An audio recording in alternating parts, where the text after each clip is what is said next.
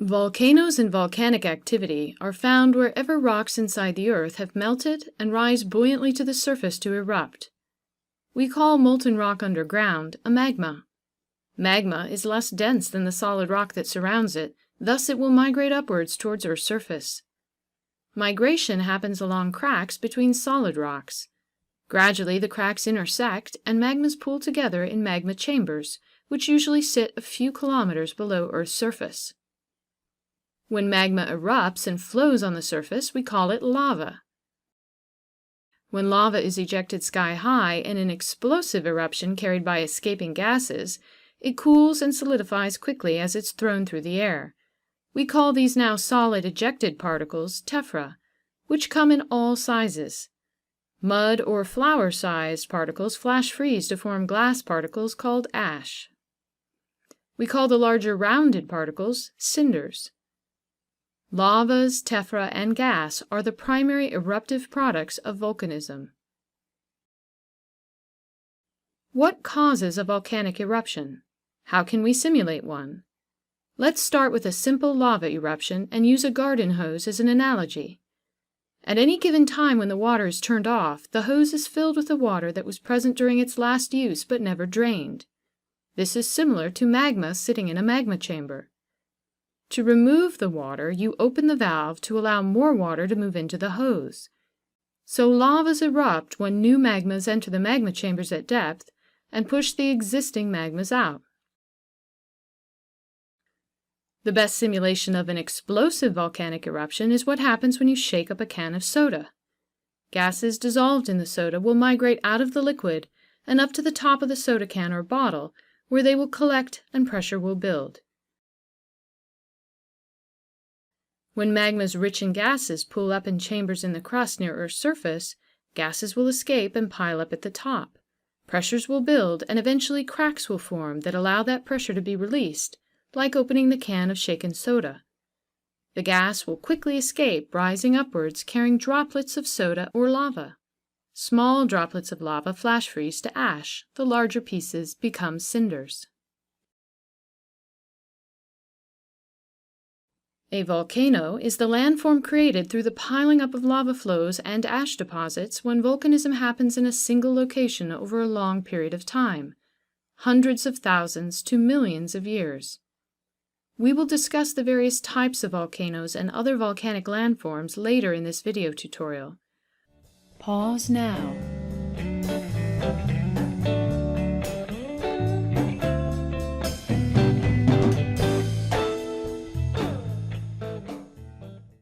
Let's descend below the surface to the place where the magmas first form.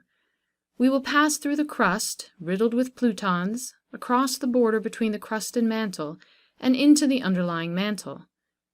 Here is where the magmas first form. Why? What is happening here to make the rock melt? The mantle that sits under the crust is very hot, around 1,000 degrees Celsius or 1,832 degrees Fahrenheit, which is very close to its melting temperature. To melt it partially, we either raise the mantle temperature or we find a way to lower the melting temperature of the rock. When pressure is low, a rock's melting temperature drops and it will melt more easily. Similarly, in the presence of water, a rock's melting temperature also drops. So now we see that there are three ways to melt a hot rock: raise its temperature to its melting point, or drop its melting point by dropping its pressure, or adding water. Volcanoes or volcanic activity present on Earth's surface correlate with one of three different geologic settings, each of which correlates as well to a different method of melting the mantle: a subduction zone, a divergent plate boundary, or a hotspot. Note, the audience for this video are students of a general geology class who have already learned about plate tectonics. If your knowledge of plate tectonics is weak, please review the video tutorials on plate tectonics before continuing. Subduction zone magmas are produced by water-rich oceanic crust sinking into the mantle. As the descending oceanic crust moves into areas of higher and higher pressure, it is squeezed, and the water that was soaked up by the seafloor rocks is released, rising upwards into the wedge of mantle rock trapped between the subducting plate and the overriding plate.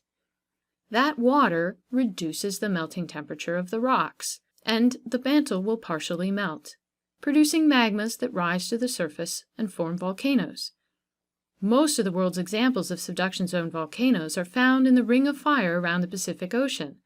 These include the Cascade Mountains in the northwestern United States, the Aleutian Islands of Alaska, the Kamchatka Peninsula in Russia, Japan, the Philippines, Guam and the Marianas Islands, Indonesia, Papua New Guinea, the Solomon Islands, Vanuatu, Tonga, New Zealand's North Island, the Andes Mountains of South America, and the volcanoes of Central America and Mexico. We also see some subduction zone volcanoes in Italy, Greece, and the Caribbean. Divergent plate boundary volcanism is produced by the thinning of the lithospheric plates as they are stretched apart. The subsequent reduction in pressure in the underlying mantle reduces the melting temperature of the rocks. Magmas form and rise to the surface to produce volcanism. Because of coincident spreading, lavas rarely pile up fast enough to produce volcanoes or rise above sea level. Instead, they simply produce more oceanic crust and spread and make bigger oceans. Thus, divergent plate boundary volcanism is found throughout the world's oceans on the mid-ocean ridges that mark the spreading centers. Occasionally, we see divergent plate boundaries that are still splitting apart continent and haven't yet developed low-lying ocean basins. An example is in the East African Rift Valley. In such cases, the rate of spreading is so slow that lavas can pile up in a single location, and we can see volcanoes forming above the surface, such as the famous Mount Kilimanjaro. The third geologic setting for volcanism is known as a hotspot or mantle plume. In such settings, hot plumes of mantle material rise from as deep as the core mantle boundary to the surface. As this heat partially melts the mantle, the material rises upwards, producing more melts and accumulating in a large mushroom-shaped head that pools and pushes up under the plates in the embedded crust. Eventually, these heads produce a series of parallel cracks or fissures, and over 1 million years or more, that molten material in the head will pour out on our surface in large-scale eruptions that flood the landscape. These eruptions produce what we call flood basalts. They mark the initial breakthrough of a hotspot, and the layers of basalt flows that result can be hundreds of meters thick and cover areas as large as 340,000 square kilometers. Once a hotspot's initial eruption ends, volcanism will continue in a much more localized area until the root fully disappears. The main hotspot root can last 100 million years or more, producing a chain of volcanoes on the surface that are carried away by plate motion, go extinct, and erode away, while new volcanoes form on the plate that sits over the active hotspot. In other words, the hotspot stays relatively fixed, while the plate moves over it. Each volcanic system along the chain accumulated its lavas over about 1 million years. A great example of a hotspot island chain is the Hawaiian Island Emperor Seamount chain in the center of the Pacific Ocean. In both subduction zone and divergent plate boundary volcanism, magma supply is low and episodic, so magmas can sit for a while in magma chambers.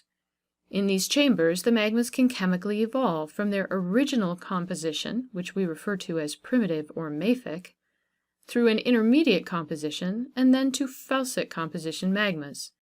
For a more thorough explanation of what's happening in the magma chamber to cause this chemical evolution, refer to the video tutorials on igneous rock formation.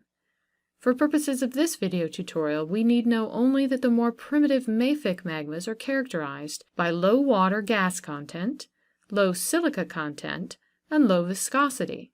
Upon eruption, these lavas flow quickly and easily allow gases to escape. Evolved felsic magmas are characterized by high water gas content, high silica content, and high viscosity. When erupted, these lavas are sticky and produce thick, slow flows, often plugging up the vents and trapping gases. Intermediate magmas sit between the two compositionally. For felsic magmas with high gas content trapped in a highly viscous magma, pressures can build and the consequent eruptions can be powerful and destructive. The most explosive and dangerous eruptions in the world happen with felsic magmas. In general, the more time magmas spend in the crust, the more likely they will evolve from mafic to intermediate to felsic and thus be associated with explosive eruptions. When magmas move quickly through thin ocean crust, they are more likely to remain mafic in composition. When they rise slowly through thick continental crust, they are more likely to evolve to intermediate or felsic compositions. Therefore, divergent plate boundary and subduction zone volcanism that occurs through continental crust can produce some of the most explosive eruptions on the planet.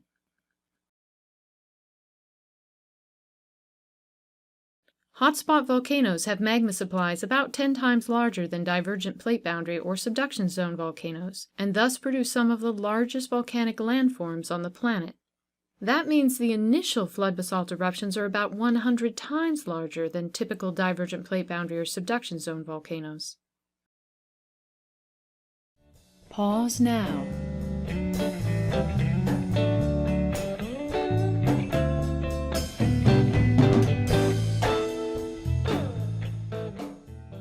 Volcanism is accompanied by the eruption of large amounts of gas, primarily carbon dioxide, sulfur dioxide, and water.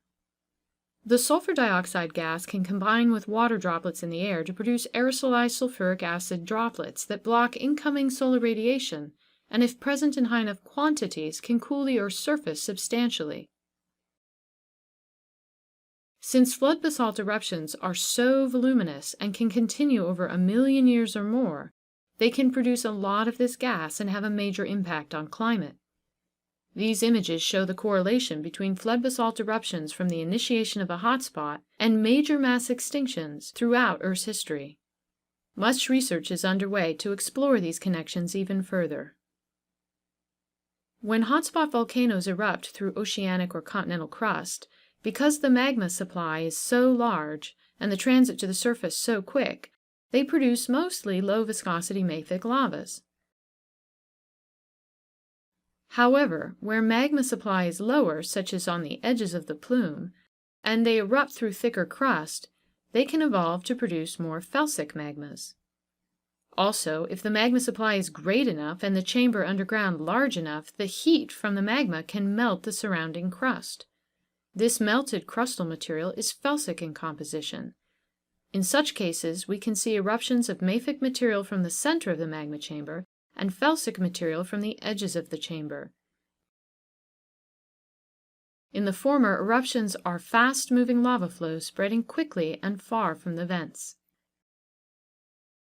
In the latter, there can be large amounts of gas and pressure and highly explosive large-volume ash eruptions. In a few oceanic locations, such as Iceland and the Azores, hotspots coincide with divergent plate boundaries. In these cases, because the magma supply is now 10 times larger than the rest of the spreading centers north and south, lavas can pile up above sea level faster than spreading can separate them.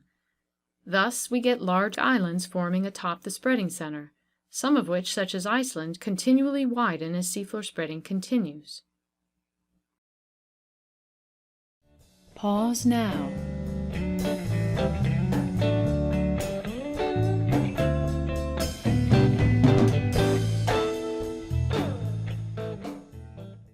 What do erupting volcanoes look like during and after eruptions?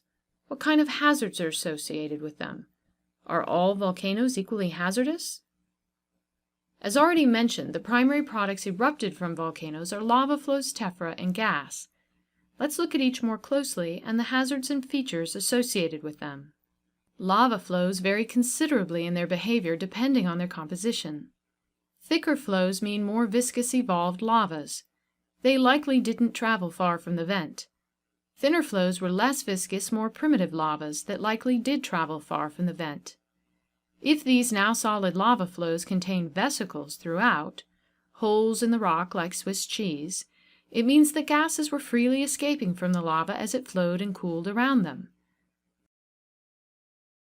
Primitive mafic lava flows can be divided into two types, pahoehoe and aa lavas, which we can recognize from their thickness and surface features. Pohoihoi lavas have a smooth, glassy, ropey texture on the top and are the thinnest of the two. Think of what the top of brownies look like after cooked. Aa lavas are thicker with a rubbly, rough, but also glassy surface.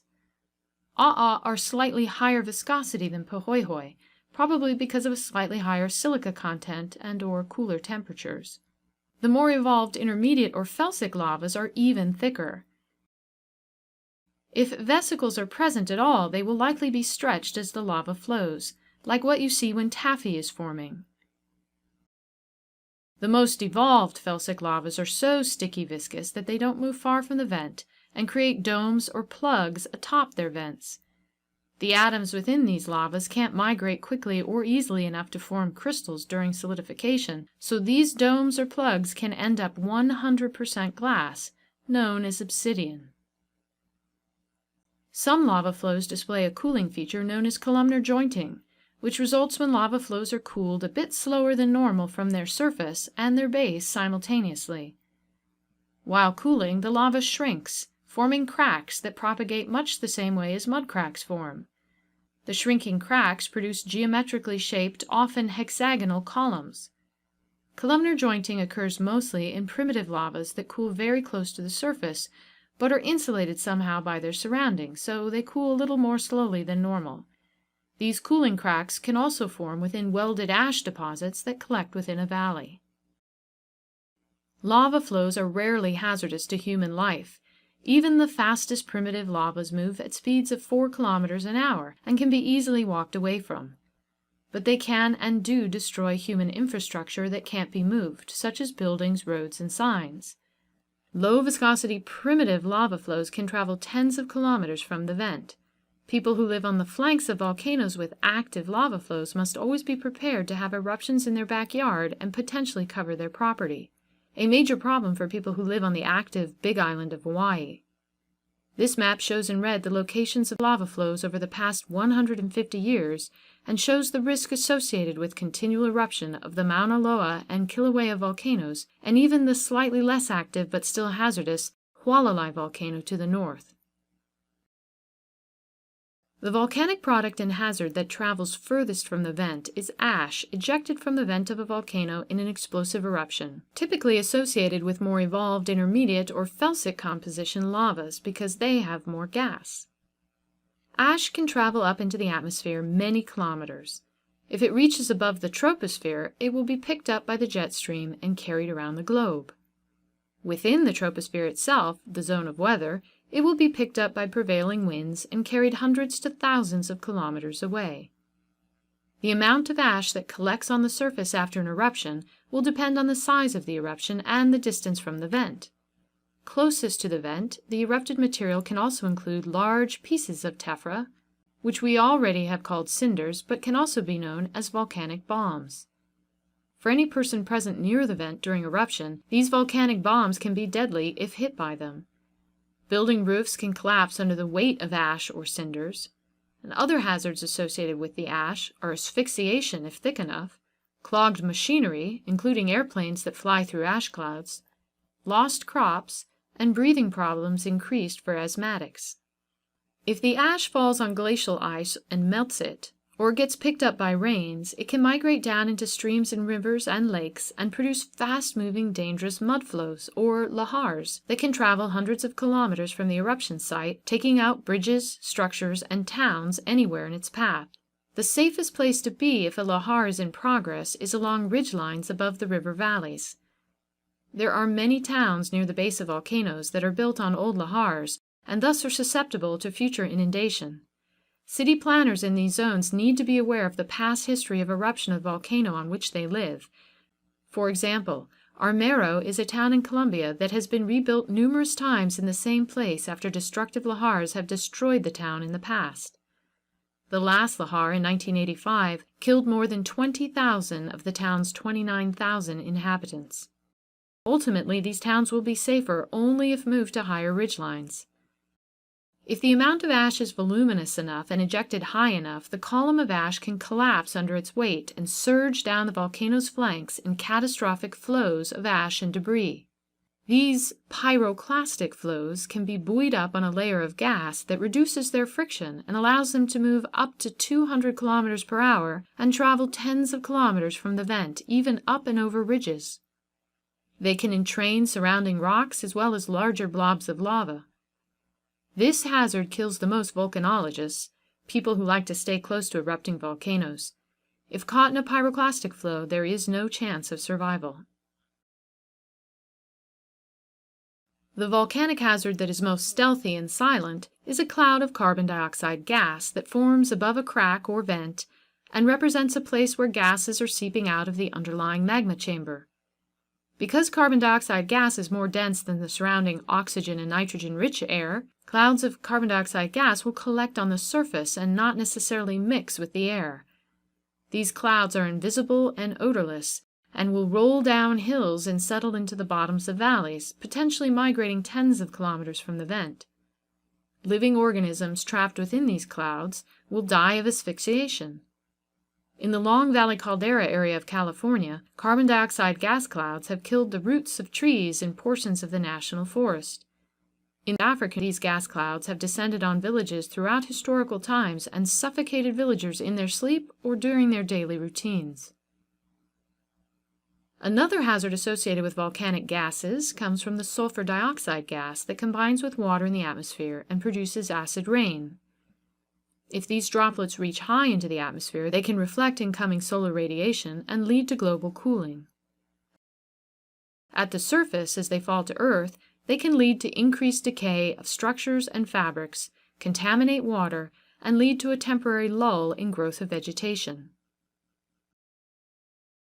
Pause now.